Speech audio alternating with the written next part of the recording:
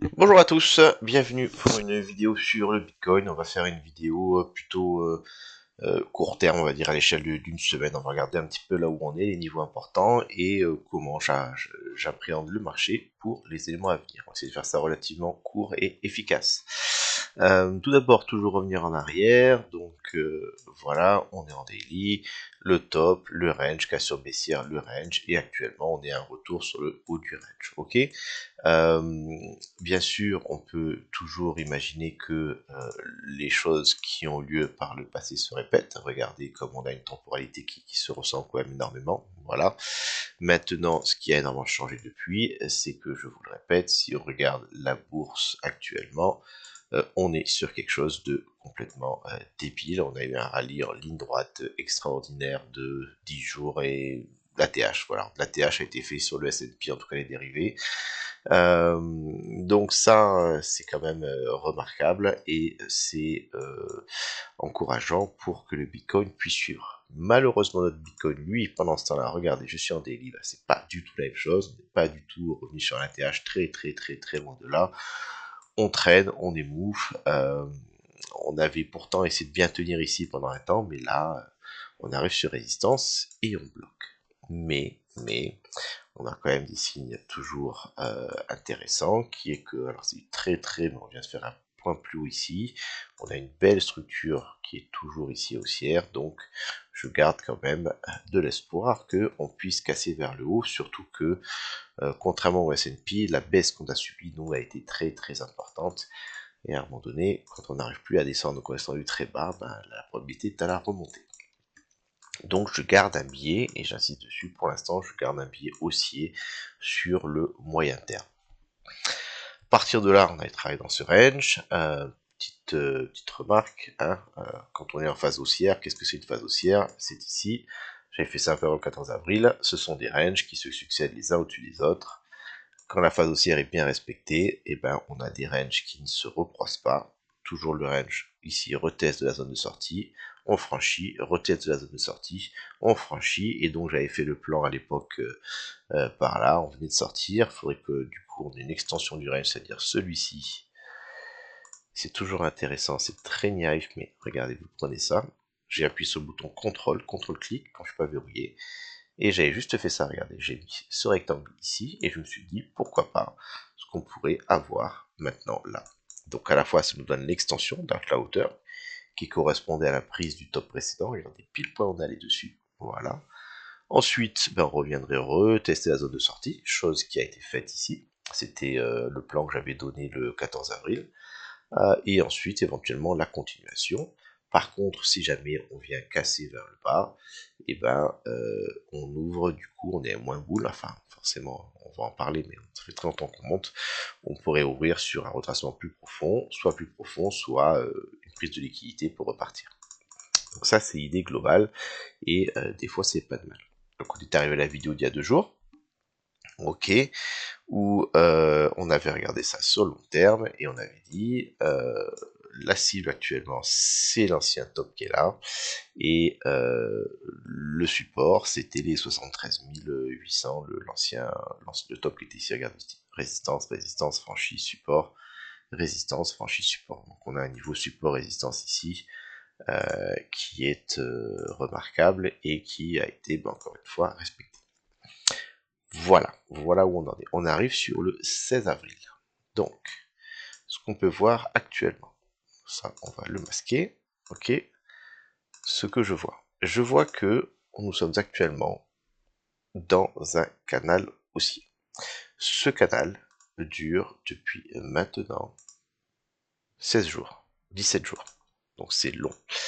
Généralement, par le passé, de manière générale, quand vous êtes dans un cadre haussier, les choses ne vont pas durer éternellement. À un moment donné, on a plusieurs possibilités. On peut soit faire une cassure vers le haut et à ce moment-là, après, réintégrer vers le bas. Et ça, c'est bearish. Avant, c'est une baisse qui est assez profonde, puisqu'on aura eu prise de liquidité importante ici. Voilà. Soit on peut venir casser vers le bas et venir retrouver un support plus bas pour ensuite repartir sur du range ou du haussier. Ok, ça ce serait le cas du bear flag. Personnellement, vu la structure du marché actuellement, le fait que j'ai toujours un avis bullish pour les raisons que j'ai citées, je verrai plutôt la chose suivante. Ok, donc ici j'ai pris ce canal, je l'ai reporté. Je vais vous montrer reporter les canaux, c'est quelque chose qui marche relativement bien. On en avait un ici, on avait ici, on avait un bas du canal, ici on avait un haut du canal, voilà. On a ça comme ça, je prends, je reporte, et qu'est-ce qui s'est passé? Lorsqu'on est venu casser le canal, on est venu retester à peu près la zone basse. Vous voyez, alors selon où on prend le niveau, on peut être plus ou moins dessus, mais c'était quelque chose qui avait assez bien fonctionné. Donc j'ai mon canal initial, j'ai mon extension, je regarde mon analyse du 14 qui est toujours valable, et qu'est-ce que j'ai ici de manière assez simple? Je me retrouve à avoir une zone d'intérêt actuellement pour moi qui est là, qui est la zone des 71 000 à 69 500. Pourquoi? Parce que ici j'ai des liquidités qui n'ont pas été prises, j'ai un double bottom qui est là, avec le deuxième point plus haut que le précédent, donc on a des liquidités du double bottom qui sont accumulées ici. Ici, on a la borne haute du range qui est pour l'instant, depuis qu'on est sorti, ça reste le prochain support, hein, pour pouvoir venir faire ici un retest en support et après une poursuite haussière, ce serait ce qu'on voudrait dans un marché haussier. Voilà, on pourrait imaginer qu'on a trois grandes zones et que tout simplement, eh ben, qu'est-ce que fait le marché? Il est dans une zone, il franchit, il est dans la deuxième zone, il franchit, il est dans la troisième zone et on est haussier. Voilà, c'est l'idée grosso modo un peu simplifiée. Donc ça ferait du sens de revenir tester cette zone qui est là, prendre une liquidité. À ce moment-là également, on vient toucher le VWAP de ce bottom qui est ici. Et on est également, sauf erreur de ma part, sur le gros Fibo 382. On peut prendre même des plus bottom qui est ici. Donc j'ai plusieurs confluences intéressantes. Et aussi, n'oublions pas, important, j'ai les 70 000 psychologiques qui sont juste là. Et donc la petite mèche qui vient ici dedans, on va s'arrêter un petit peu avant ici, on va faire semblant que, on reviendrait dedans, on vient prendre les liquidités, regardez, on vient prendre les 70 000 juste pour prendre des stops, voilà, et après on réintègre, et lorsqu'on réintègre ici, pour moi, en plus on a le bas du canal, on a notre beau signal, et on pourrait éventuellement, si ça du coup, avoir un stop loss qui est bien identifié, et un trade qui va chercher le franchissement du temps précédent. Ça c'est intéressant. Voilà ce que moi, en tout cas, mon plan pour pouvoir remettre des longues sur le marché. Actuellement, j'ai pris du take profit de cette zone-là, voilà, j'ai vendu. Et du coup, cette somme que j'ai vendue, bah, j'attends de pouvoir la réinjecter sur le prochain trade qui serait intéressant. Les targets, si on arrive enfin à s'extirper de cette zone-là de résistance qui est visualisée à peu près ici, voilà, on va dire par là à peu près, si on arrive à sortir de cette zone, et ben ça va être le retest de la zone précédente, donc les 84 000, on l'a vu sur la vidéo précédente, voilà, cette zone-là, 83 900 à 86 400. Donc, le plan reste toujours d'actualité de montée, mais pour l'instant, vu que cette poussée a été longue, je m'attends d'abord à un retracement qui serait idéal pour moi et une continuation.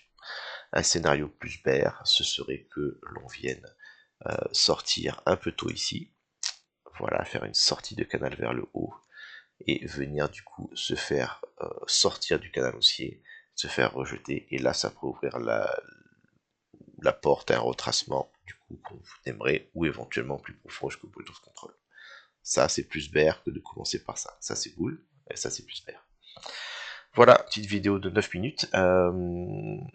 Les choses sont pour moi actuellement assez simple et assez clair. J'ai pas mal de confiance dans ce trade-là s'il se produit. Après à voir, mais voilà, ça me semble être une belle opportunité. J'espère que ça vous a plu. N'hésitez pas à faire des commentaires, ça me fait plaisir, et un petit like. Et puis je vous souhaite une belle fin de semaine.